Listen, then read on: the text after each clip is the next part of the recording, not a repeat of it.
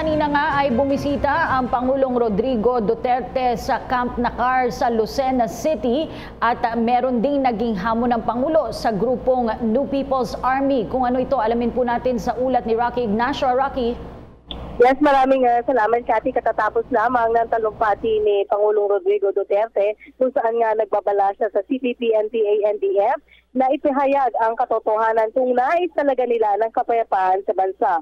Sinabi ito ng Pangulo sa pagbisita nito sa Camp Nacar, Southern Luzon Command sa Lucena City, ang ikalimang kampo na binisita nito sa nakalipas na araw. Ipinalabas ng Pangulo ang babala sa naganap na ambush na pinaghihinala ang New People's Army sa tropang sundalo sa Davao del Norte.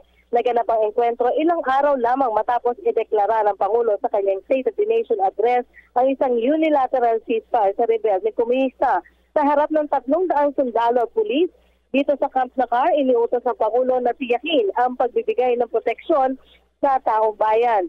Pinahayag pa ng Pangulo na huwag hayaang mapabayaan o kailangan na kumilos sa AFP at PNP na naaayon sa saligang batas kasabay ng pagbibigay proteksyon sa taong bayan. Huwag anya mag-alala o matakot sa pagpapatupad ng kanilang tungkulin dahil poprotektahan niya ang mga ito kung ito ay naaayon sa kanilang mandato at sa konstitusyon.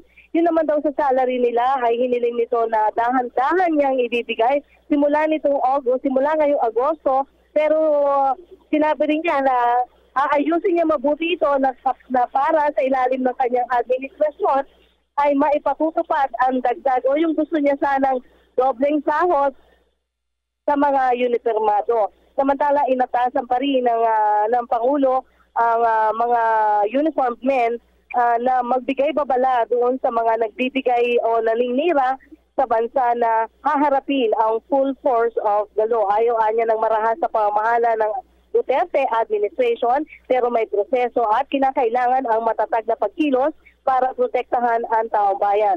Marami anyang gagawin pa ang gobyerno sa tulong na rin na nakalipas ng Pangulo kung saan nga naganap o dumalo ang mga ito sa katatapos na National Security Council meeting sa Malacanang kahapon. Kabilang na nga dito si dating Pangulong Fidel Ramos. Maraming salamat, Rocky Ignacio, nag-uulat mula sa lungsod ng Lucena. Hi, ako po si Aljo Bendijo. Subscribe na sa PTV YouTube channel. I-click lang ang subscribe button.